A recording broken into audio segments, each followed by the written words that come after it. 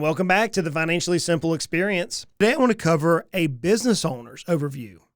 And I say it again, a business owner's, you and me. How should we as business owners view social media? In today's world, we are highly digital. We're highly digital. And so many of our customers are now turning to social media to research, to find out about our products or services. We business owners often view all social media platforms as the same. We view the majors as all accomplishing the same thing. You say, well, Justin, I don't. When's the last time you shared a piece of content, the exact same content on more than one social media site? And friends, they're not. They're not. But why should we care? Why should we as business owners care? I mean, if we're pushing content across all 5 platforms, then isn't that better than doing nothing? And some would argue yes, some would argue no.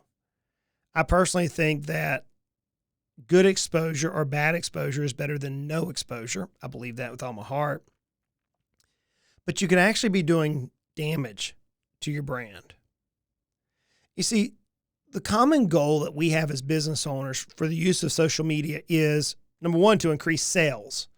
We want to sell more of our product or service, or we want to strengthen our customer relationships, or we want to build brand awareness, or we want to track the industry that we're in. Maybe we want to drive traffic to our website.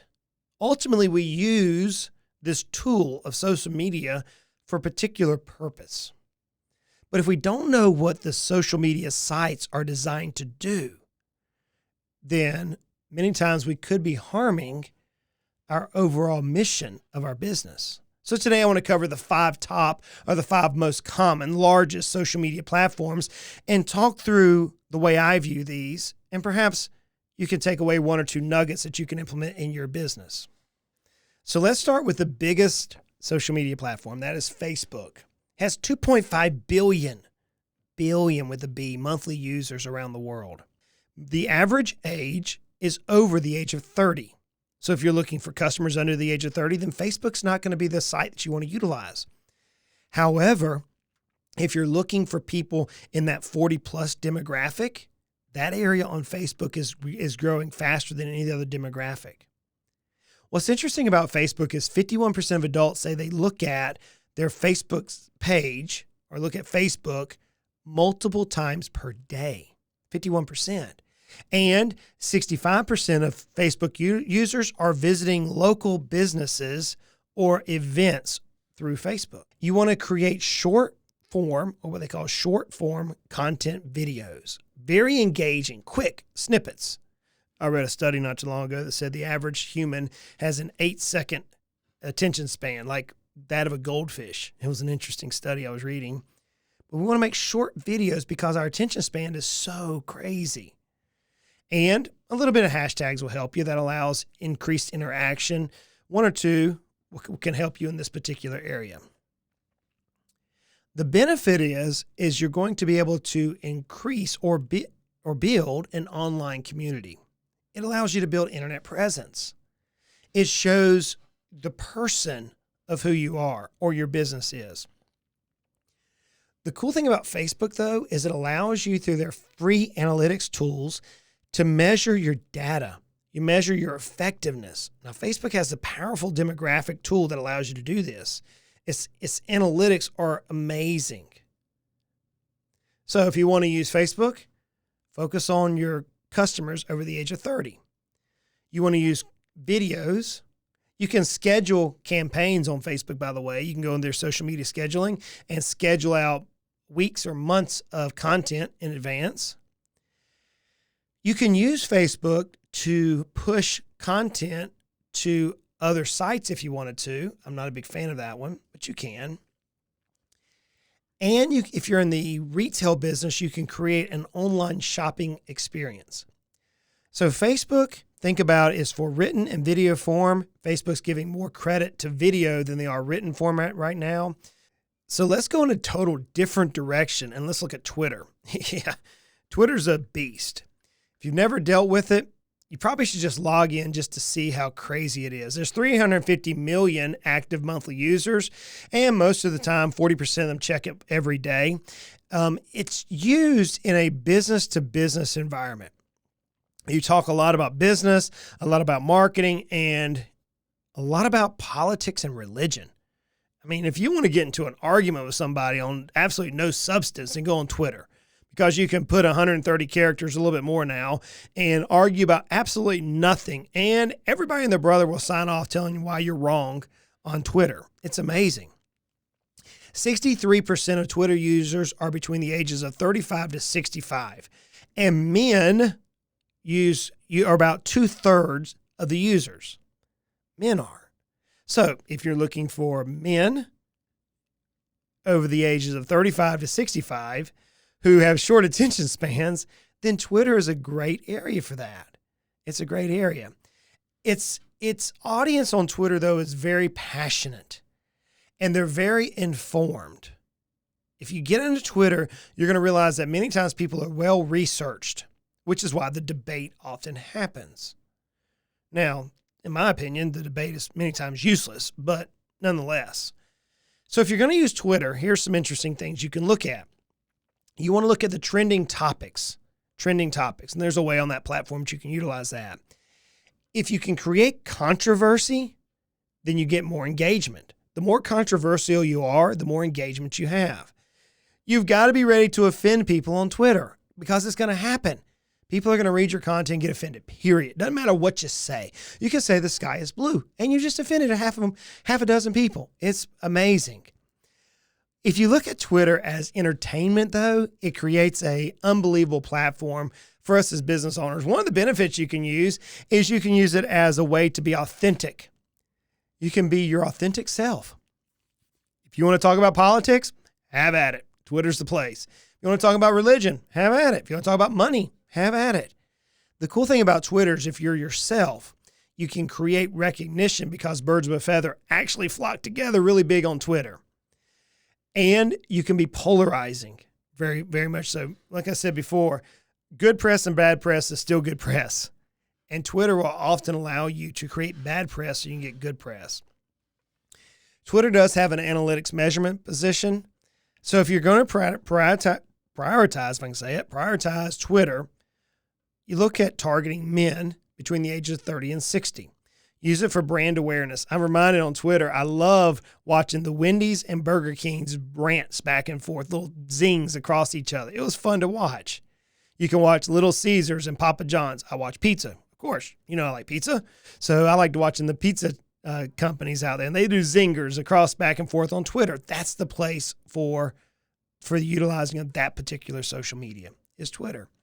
So if you're trying to attract men 30 to 60, or if you want to create brand awareness with zingers, or if you want to create brand awareness with using very polarizing type information, Twitter's your place. So now we've gone to Facebook, we've gone to Twitter. Next is Instagram. Instagram has 1.16 billion active users per month. Most of the time, it is the most visual social media platform. Visual. Not a lot of text. A lot of videos, a lot of pictures. My wife, she loves Instagram. She loves it. She can watch her friends around the country shoot short snippets. They call them stories, or there's a couple other terms for it, depending on which version you're looking at. But it's really good for photography, for videos, for designs, for visualization. If you're going to use Instagram, you got to follow the rule of 20-80. It's called the rule of selling. So 20% of your posts should sell, whereas 80% should be engaging content that's not directly related to your product or your service. It needs to be engaging content. You can create a story surrounding your ideal customer. And the story is short segments of video that or video or audio that you're sharing out to talk to your ideal customer. If you use hashtags, then it allows increased interaction, because people often look for hashtags. For example, over the weekend, I was looking for elk hunting Idaho, and that was the hashtag. And I got lots of elk hunting in Idaho pictures. It was fun to look at. It was a lot of gorgeous sights from all around Idaho. The cool thing about social media, Instagram, social media platform, is if you're in a business that you're able to display your work, then Instagram is the perfect place. It's a perfect place. So perhaps you're a landscaper and you have before and after, or a dentist before and after, or a pool builder before and after, or auto repair company before and after. Those are great photos for Instagram. Maybe you don't have before and after. Then you can use infographics. Infographics are great for Instagram. You see, infographics are not going to work as well on Facebook, but they work really, really well on Instagram. So prioritize focusing on teens and younger adults. That is where Instagram followers are. That's where focus there. Now, let's move to LinkedIn. LinkedIn has 310 million active users, and I believe it's getting more and more because of COVID. The growth rate is spiking at this particular point with active users on LinkedIn. LinkedIn is used as a professional networking organization. It's like a professional networking group. It's not used in the pivotal sense of sharing video oftentimes or pictures or even long text for that matter in terms of selling a product. But it's becoming more and more widely used as a marketing platform. So where Instagram you're sharing video and Facebook may be a story or some video and some text, LinkedIn is often now utilized for small business owners to find new leads or to identify potential competitors. Maybe you can find a new recruit to come work with you. LinkedIn is moving though. Through 2020, I started noticing some very amazing things on LinkedIn. You started seeing more engagement-driven stories, engagement, if I can speak right, engagement-driven platforms. Let's hash some of that out, Adam. I didn't like that. Let me go back a little bit. Through 2020, I started noticing LinkedIn move. More and more business owners were at home, and more employees were at home. And so we started seeing engagement-driven content receiving greater rewards. So posting and commenting became more than just sharing a picture. It became very little about the person in terms of our identity, but more about the business that we work in. So in LinkedIn, if you're going to use LinkedIn for your business, it's there to share news. You can write long blog posts on LinkedIn. You can share articles about your industry. You want to ultimately highlight your experience or your company's experience. You want to contribute into a conversation. You want to end all your posts with a call to action when it comes to LinkedIn. You want the reader to be moved into action, whether that is to take a step away from you or towards you. Maybe it's to take a step towards your business, become a potential customer. Maybe it's to educate them so you get more and more followers on LinkedIn. The benefit to using LinkedIn is because people are often sitting at their desk or working during the week, and they have a little bit more time to read. And so you'll see more length in your post. You're able to target your demographics with your actual post. So where you may target a marketing team for one post, you can turn around and target the sales team for the next, and then the leadership team for the next. So LinkedIn is very interested. It's very interesting to me in the fact that we can build relationships. We can generate sales leads, and it's expected in LinkedIn. No other platform is it expected, but LinkedIn, you're expected to generate sales leads, to build your individual credibility, to build your business's brand. That's LinkedIn. And finally, let's look at YouTube. YouTube is, to me, perhaps one of my favorite out there. I kind of like TikTok too. We're not going to cover that one today, but YouTube is pretty amazing to me because my mother knows how to go on YouTube and research something and find a how-to video to do something. Let me ask you this question. How many times have you wondered how to do something so you go on YouTube and you search it? Or you type it in Google and it brings up a video and you watch the video. See, there are 2 billion active monthly users in YouTube. And it's the second most popular search engine in the world, right behind Google. So YouTube is a video platform, and it's video only. It's allowed to do long form video, which means very long, a long time frame, or very short form video, very short snippets. It's a combination of education and entertainment. So on our YouTube channel, we do a lot of education. I'm not very entertaining in terms of watching video, but we give a lot of education. Whereas I watch a lot of shows on there that are very entertaining. They don't teach you a lot, but they're fun to watch. So YouTube is an engaging platform. It's one that you're able to go in from a business to business, from a business to consumer, and you can treat this platform as a way in order to reach your ideal customers. See, if you use the SMART model, remember, specific, measurable, attainable, relevant, and time-bound, then you can use that dialogue within your videos and engage your potential customers. You can be specific. You can create measurability. You can create attainability, make it relevant to the person, and then create some time constraints. The key to YouTube is this, and I've been doing YouTube a long time.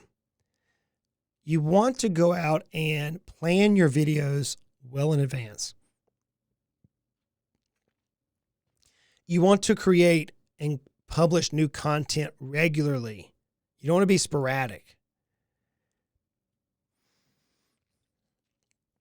If you're creating videos for YouTube, here's a couple of hints. Interview people, whether it's your team, customers. Testimonials work great on YouTube if you want to use those. But interview people, that's a great style of video. Make how-to videos. I love how-to videos. How to change your tire. How to reset the dishwasher. How to paint a wall. Great videos.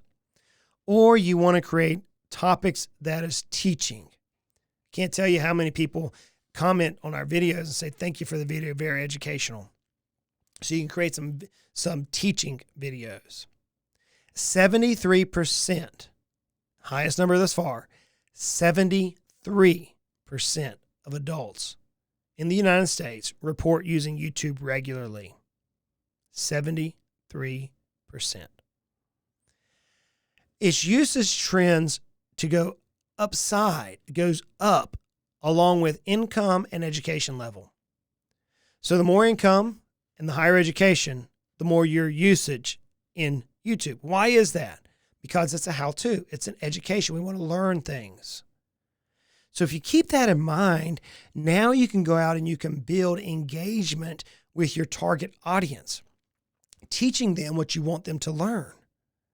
You can show them what you want them to know. That is YouTube. Totally different effect than Facebook. YouTube videos in the evenings and on weekends do amazing.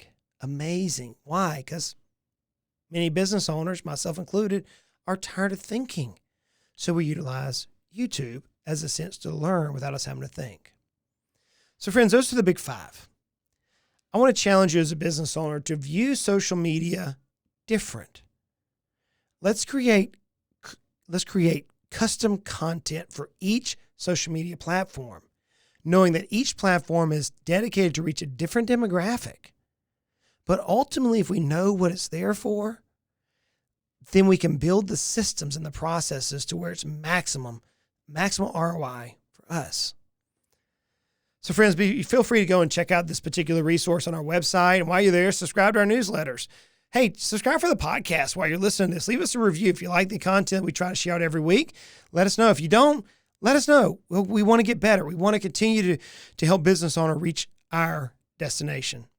We have the two books, Your Ultimate Sale and Your Baby's Ugly. Check them out on Amazon. They can help you. Until next time, friends, I realize life is hard. It is, but life is good. And it can be a little frustrating. It doesn't have to be. Let's continue to make our lives at least financially simple. Hey, y'all go out and make it a great day.